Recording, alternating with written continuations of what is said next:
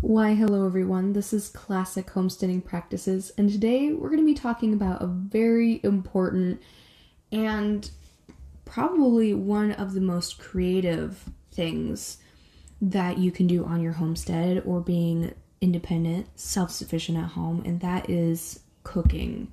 But we're not only going to be talking about cooking, we're going to be talking about the basics, the foundation for cooking, because for anybody who is wanting to get into cooking or feels like they want to do better or they just don't understand it, I want to give you the tools so you can walk away from this podcast and be able to look at a recipe, at something that you can cook from scratch by yourself without electronics if you don't want to, and make a successful, delicious product.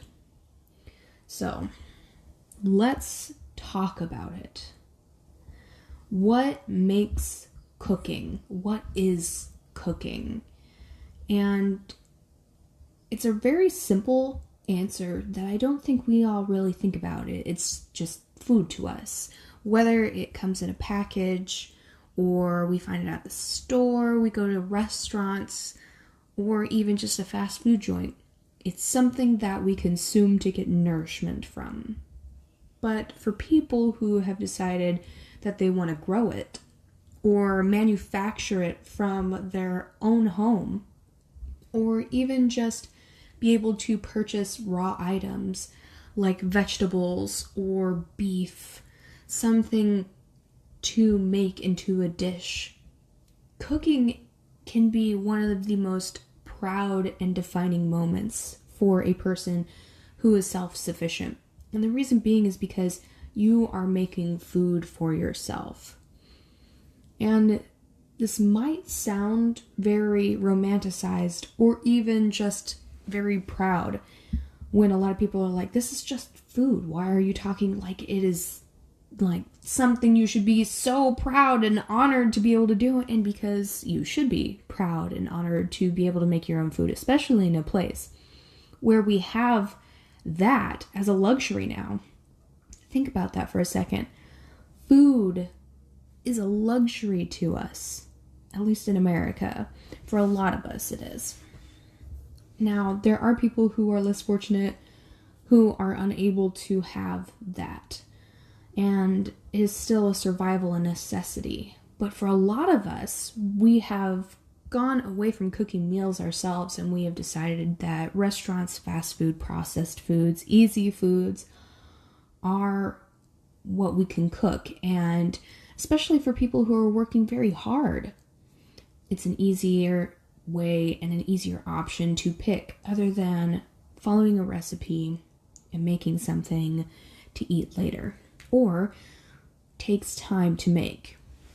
And that is a very big thing about cooking, is there is a normally larger time consumption, and being able to see that can be very intimidating for some people. It was definitely intimidating for me when I first started looking into larger and grander meals besides eggs, bacon, toast, and sausage, which is a very nice, breakfast and lunch, even dinner if you'd like to, but we as people like to spice it up.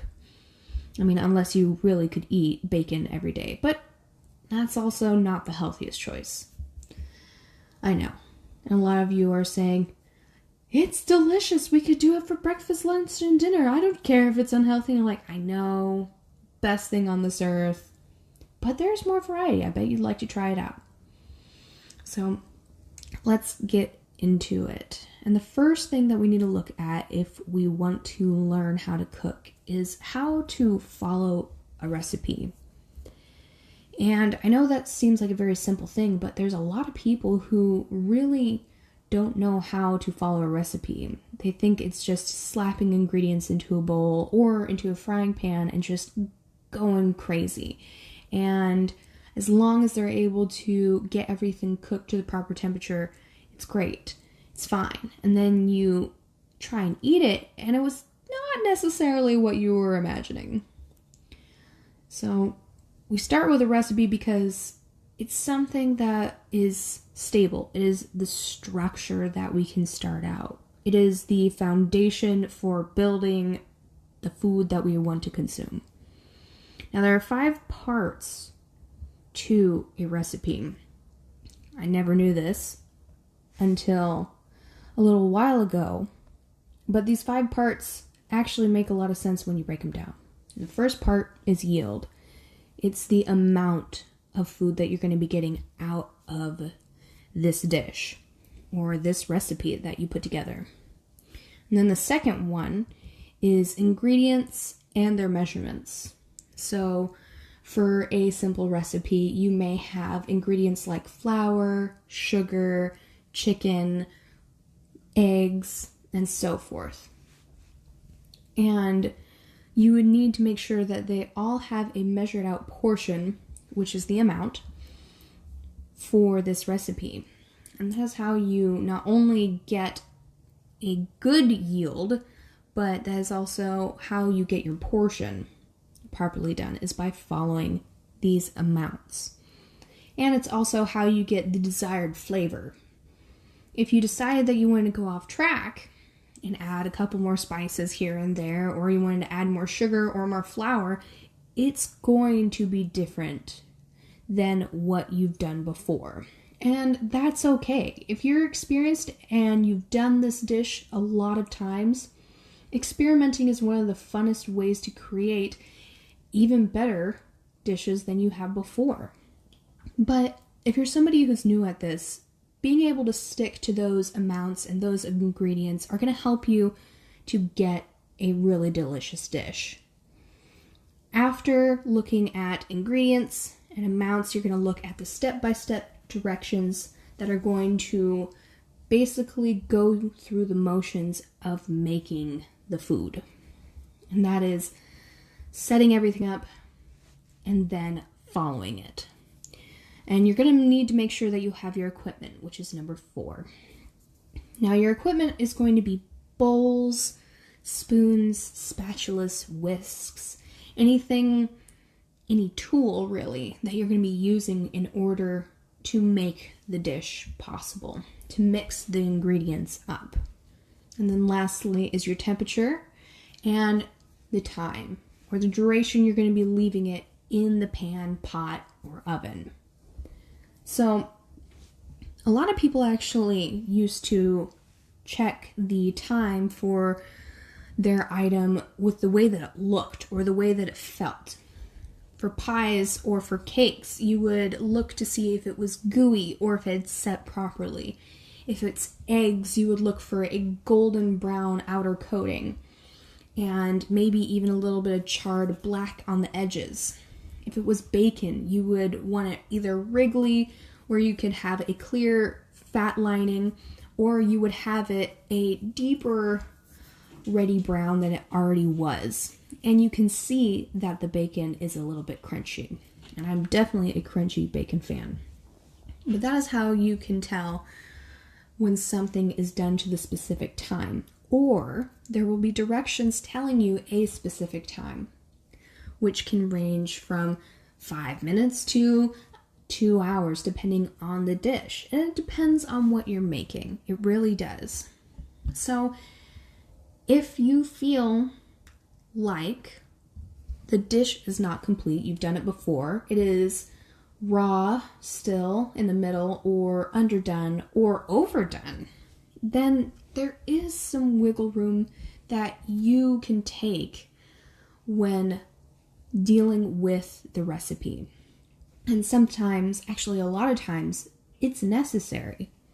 I found myself in a lot of baking, not cooking, but baking problems where I've had to up the time allotment. With some of my cooking, oh my goodness, especially with chicken. Fried chicken in the air fryer, yeah, you're going to need some time. You're going to need a little bit more time than they prescribe. Usually they say 8 minutes. I'm like, no, we need at least 11 to 15. Let's try this again. Get the crumbles all nice and golden brown, and just everything will be delicious. And you are going to have to play with that. So if you accidentally burn something, or if it is undercooked, don't feel bad when that happens. It happens to everybody. It just takes time and practice, trial and error, and figuring it out as you go.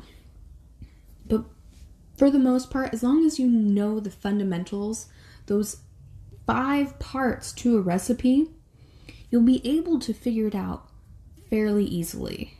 And again, it comes natural after a period of time. Excuse the hog outside. I hope you weren't able to hear that. But again, after a period of time, everything will come and you'll be able to read the recipe faster, you'll be able to make the food faster. And over time, your cooking skills are going to be amazing. Now, there are a couple of tips that I do wish for you to know. And the biggest one is read the recipe first. Read it twice when you've picked it out.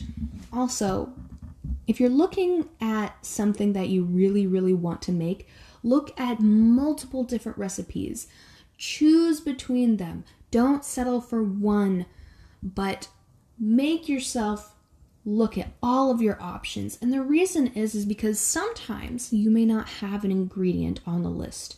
Yes, you could go to the grocery store, but if another recipe has everything that you already have, why not just try that first? Or if there's something that you wanted to try and the recipe has a different ingredient in there that sounds delicious or interesting to you, it's a lot more fun to try and experiment.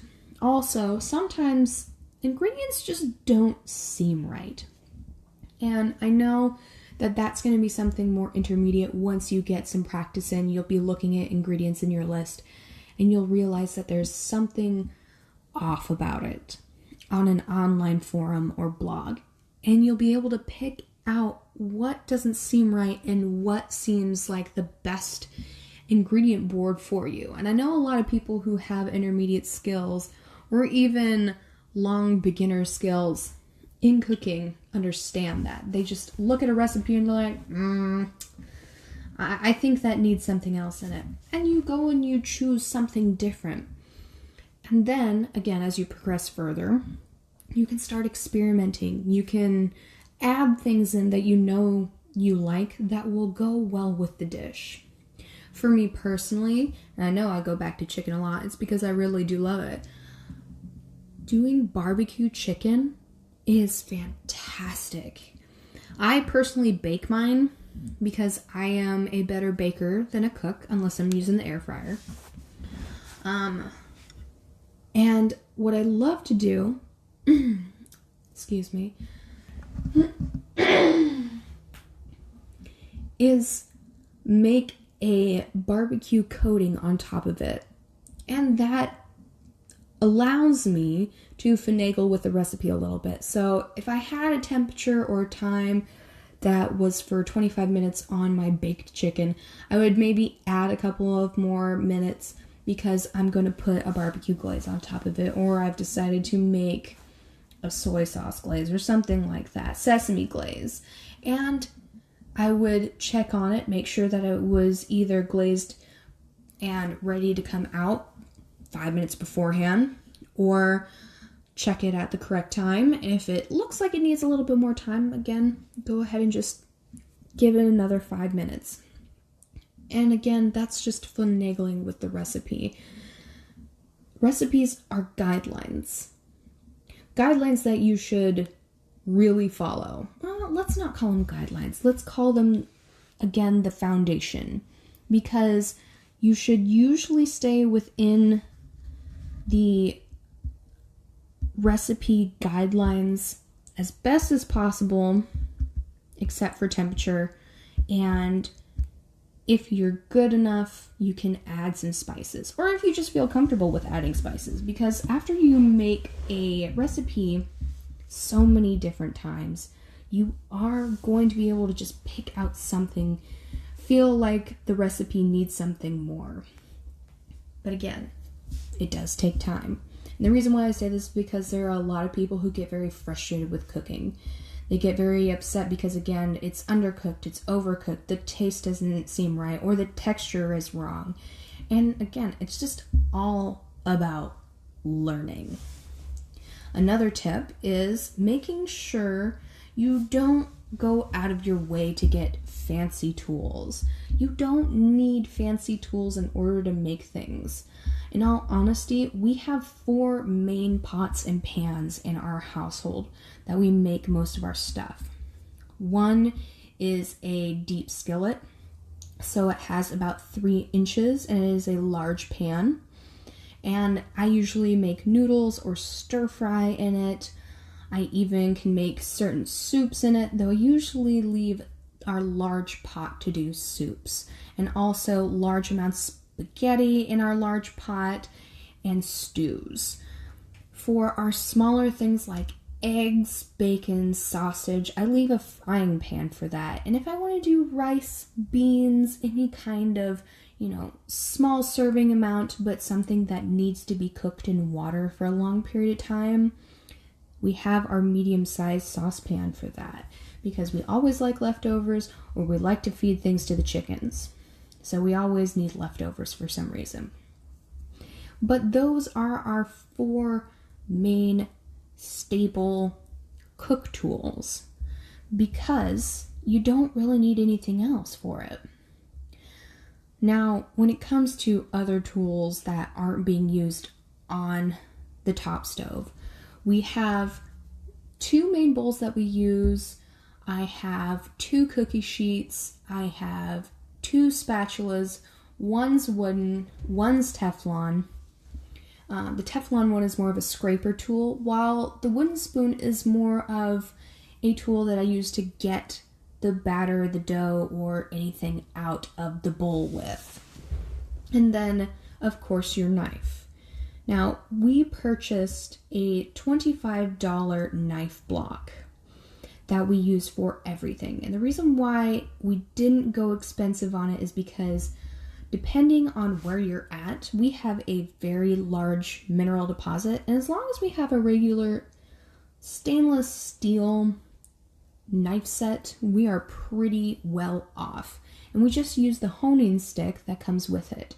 Now, there are some people who are very uncomfortable with using a honing stick on their knives. Let me just make it clear. Honing knives are not for sharpening. They will not build up or shave off the knife steel to make a sharp blade. They are there to re-hone or straighten the blade back out, because over time your blade is going to start to curve a certain way horizontally. It is going to make it harder for you to cut things as well because of that off-centeredness. So honing stick is going to make sure that you can get that back straight in line. And then once you feel like you need to take the time and sharpen your knives, you can either get a whetstone, which is something that we use, and using a whetstone is actually a very time-consuming thing compared to doing an electric sharpener. Excuse me. But a whetstone lasts for a very long time. And depending on how crazy you want to get into it, there's a lot of fun things that you can do with a whetstone, and oh my gosh, does it make it sharp. Like, the way that you test a blade is by being able to shave the hair off of your arm with it. That's when you know that it is the sharpest. Or for some people, you can also say by cutting a piece of paper in half without any give is how you test the sharpness of your blade. Which is all good and fine, but most people with serrated knives or just basic kitchen knives aren't going to need to do that. They're not going to be putting so much, they're not going to be putting a lot of wear and tear on the blade enough to do that kind of damage to it for a long period of time. And again, it doesn't need to be an expensive blade, especially when you're not doing a lot of cutting.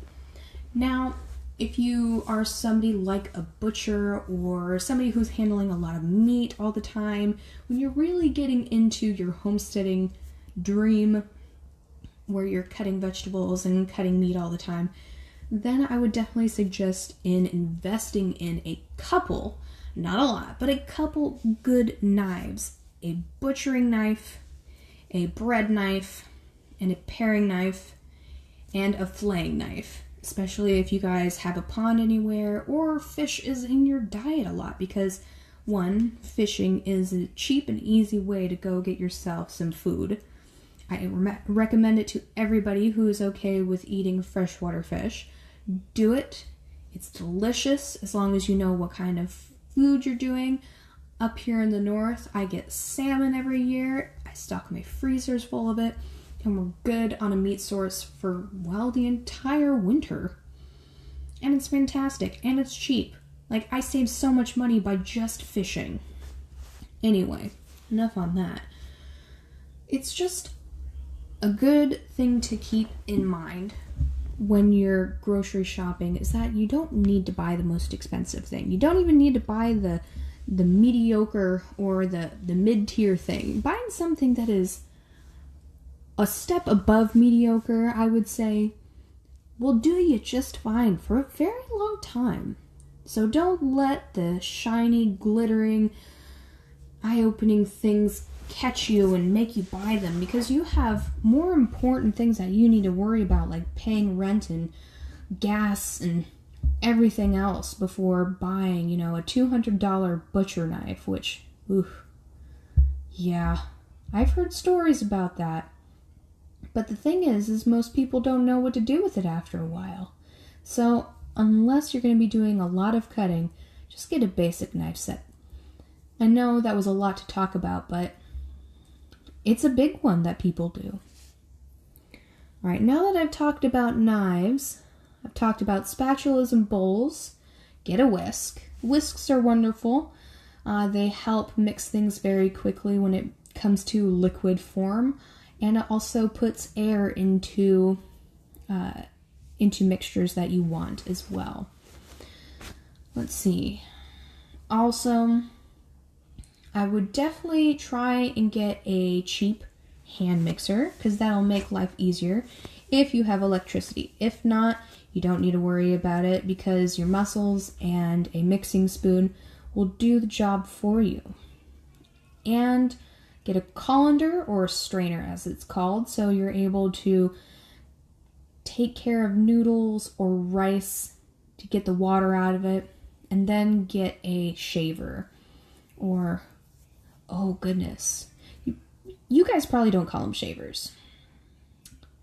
That is a family or a household name that we use for our little thing. Oh my goodness. Oh, mercy. What is it called? It is not called a shaver. Okay, basically, it's a thing. Oh, gosh. I failed you. Give me a second. I'm going to look this up right now. Because for the life of me, I do not remember the name. It's, you use it for vegetables. Vegetable shaver. And you know what it's going to be. It's going to be something very simple. Not a slicer or a peeler. I guess it is called a shaver. Okay, I'm not crazy. No, there's another name for it. I just can't think of it at the moment. But basically, it's a thing with many small holes in it that cut up your vegetables and your fruits, and they make it very small. And the reason why I say this is because if you're going to be shredding anything up for fiber or texture or even moisture, you're going to need that. Because you don't want to be sitting away, whittling away at something with a knife for about 20 minutes when you can just shave it off in about 2. It's a fantastic little tool. It's about $2 at your local Walmart, Fred Meyer's, any kind of big box store. I just really wish I could give you the name of what it is. That's going to bother me. Alright. Let's put that mind to rest on that for now. And let's think about anything else? In all honesty, unless you decide to get into cast iron, which I do not recommend for new folks, and the reason being is because you have to season it, which means that you're oiling it, putting it in the oven, leaving it in the oven for an entire day, take it back out, scratch all of it off, re-oil it, and repeat that process a second time. And then it should be seasoned. And you're going to have to do that every once in a while, re-seasoning it. And it's something that you have to take care of and baby, really. But the thing is with cast iron is it will last you forever. And I don't say a lifetime because it will live through your generations. And I'm talking about with Dutch ovens, with frying pan cast iron, basically anything that you need to last a very long time and can get the crap beat out of it, get cast iron. It's fantastic. So, and it's also one of the biggest things that people in the 16th century, 17th century, and so forth used when they were going out camping, well, or used in their everyday kitchen. Cast iron was a humongous thing that is a part of our cooking history, and I would love it if you guys ever want to learn anything about that.